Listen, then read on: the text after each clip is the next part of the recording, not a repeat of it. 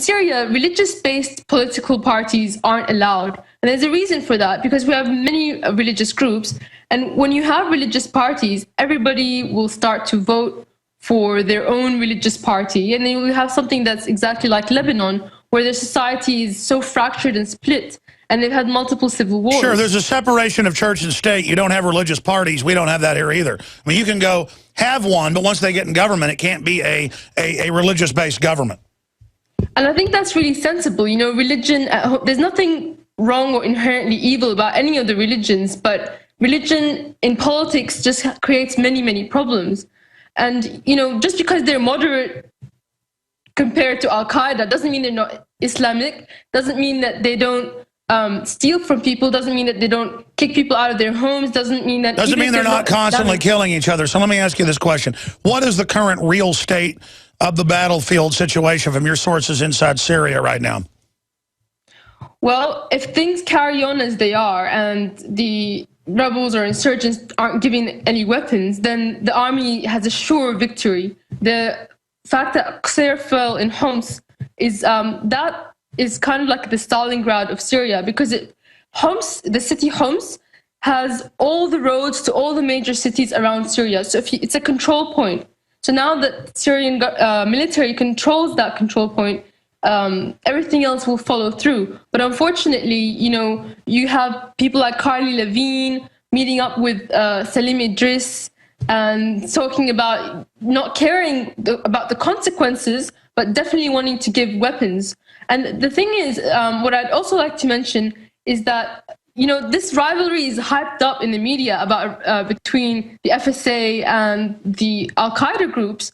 But in fact, you know, there was an article written by Andrew McCarthy, which highlights the fact that the split between Al-Qaeda and the FSA is not so deep, because in an Al Jazeera report, Colonel Abdul Rahman, he's calling himself a colonel, which is a member of the rebels' Supreme Military Council, said that Al-Qaeda was welcome in Syria to help fight the regime. But even the CFR admits about 60% of the fighters are jihadis out of Saudi Arabia who affiliate with Al-Qaeda. They even have Al-Qaeda uniforms. They wave Al-Qaeda flags.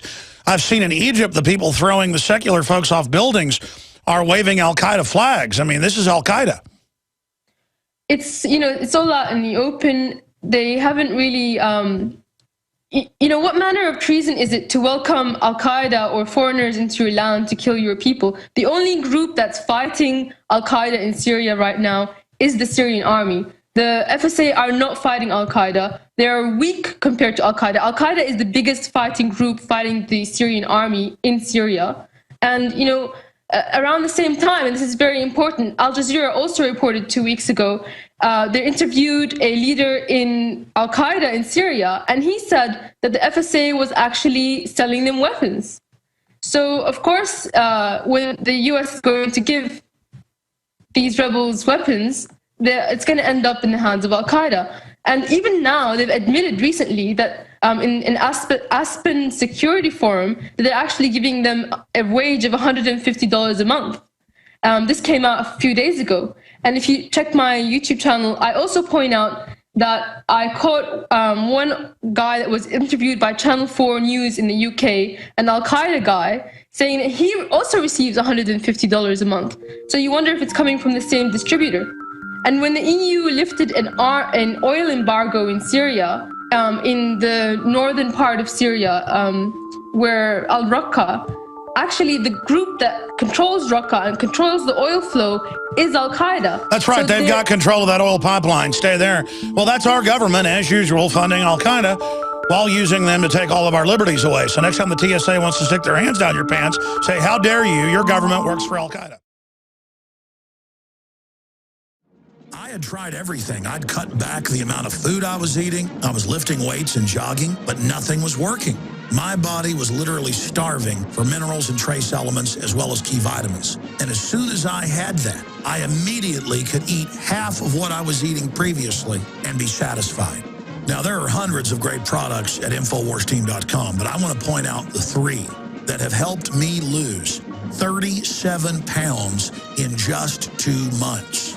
Products like Beyond Tangy Tangerine, Pollen Burst, and Rebound When I started taking the tangy tangerine and other products every day, I lost more than 37 pounds in just 2 months. Now that's results. I want to challenge my listeners to go to InfoWarsTeam.com and to order just 3 of their products, and you will see the changes in the way you look, feel, and in your appetite almost immediately. Start your journey to health and wellness today. InfoWarsTeam.com.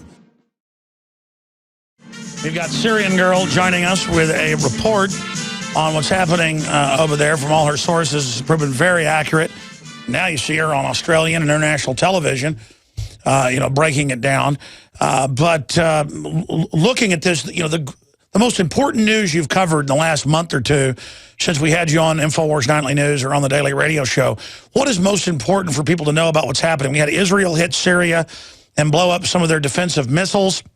The Russians reportedly lost people that were there, and they're now threatening Israel. We see Israel helping gang up to support handing over that area to the radical Islamicists because Israel's allied, like the U.S., with Saudi Arabia. How is Israel going to have that fly aiding al-Qaeda?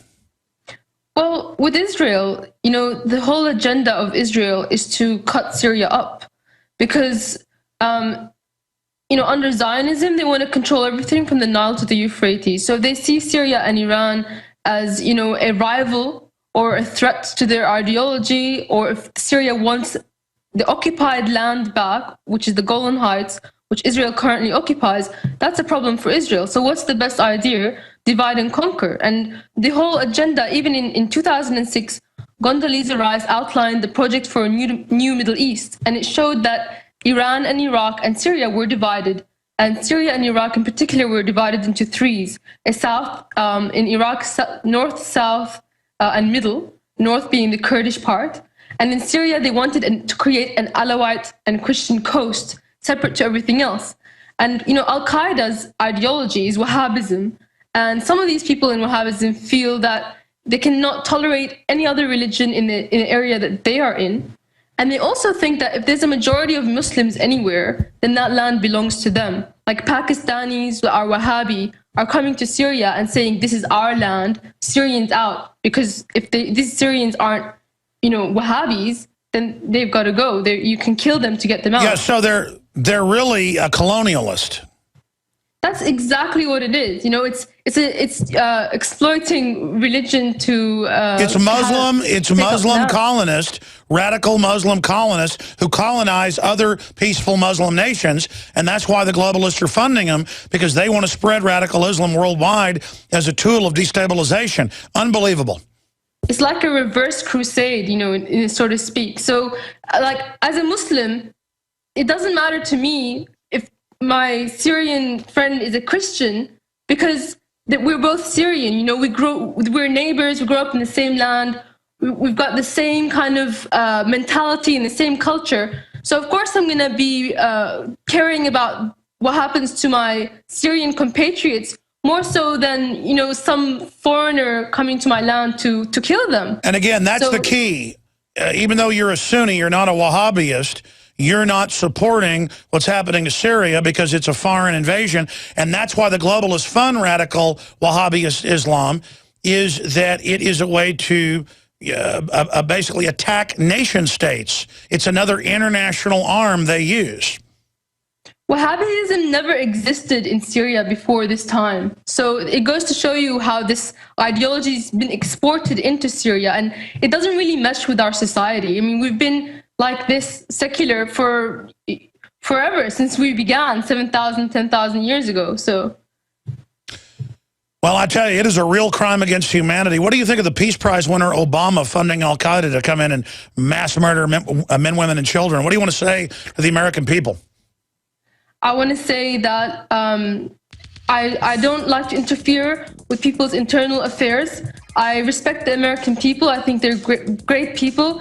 But unfortunately, the government is way out of line. They've been attacking countries all over the place. They've been supporting dictatorships. They've been supporting apartheid.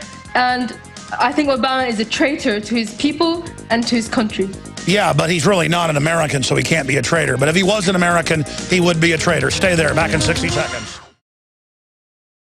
Now you can watch The Alex Jones Show live as it happens at Infowars.com/show. You'll find links to all of our content there and a free 15-day trial for Prison Planet TV. More than 60 movies and documentaries all in one place at Infowars.com/show.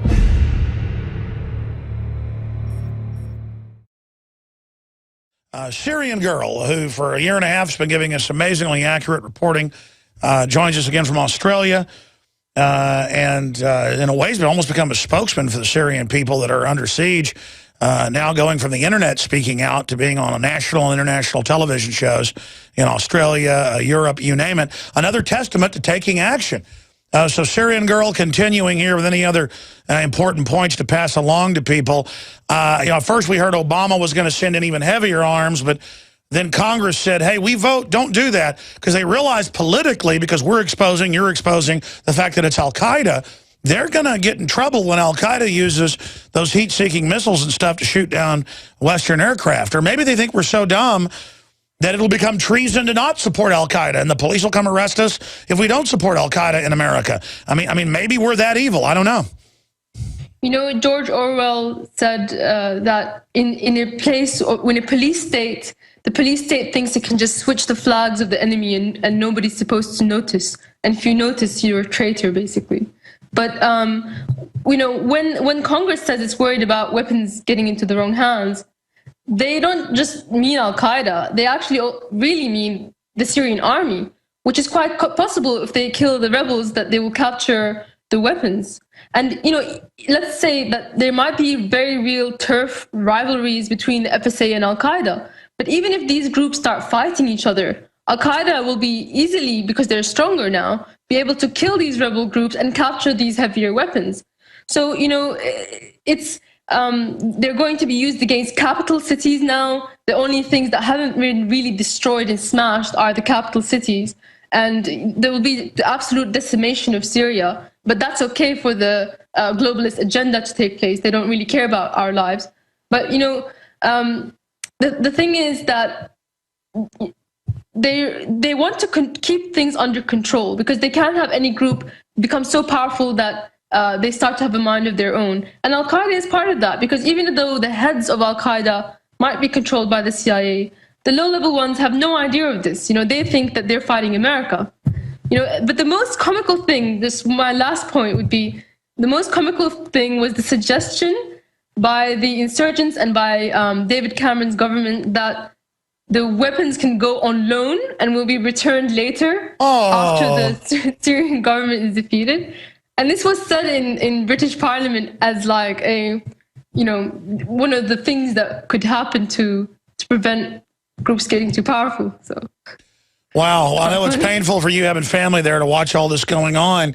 But, I mean, how long can it go? It's, 2.5 years now? How long can this crime go on? Now Obama's talking about stalemate being a victory, which I guess means al-Qaeda takes over part of the country and they break it up. I think that was the agenda from the beginning, in fact. And as I said, in 2006, Condoleezza Rice's Project for a New Middle East showed exactly the map that they wanted to draw up, and that is a divided Syria. And, I'd rather die than see that happen. And people are dying. So what can I say? Like, half of my family have escaped the country. I've still got half the family there. So hopefully we'll come back and to a unified country and rebuild it. That's what we're hoping for. I think it's time to just form a militia and just mass everybody and go in there and take out